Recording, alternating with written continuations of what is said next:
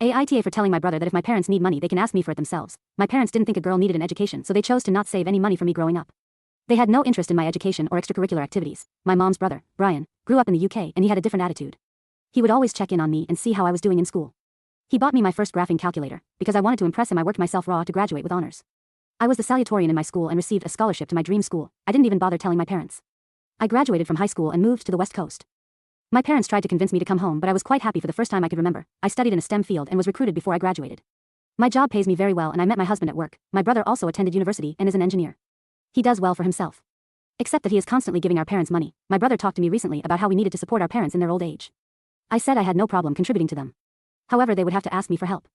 I would not volunteer it or send it through him. If they wanted my dirty woman money, they had to ask for it. He says that they won't because it would shame my father to ask a woman for money. I am okay with him feeling shame after the way he raised me. My brother says I'm being an a-hole and it doesn't matter since my parents know where the money will be coming from. I think that my father and mother need to get over themselves. AITA?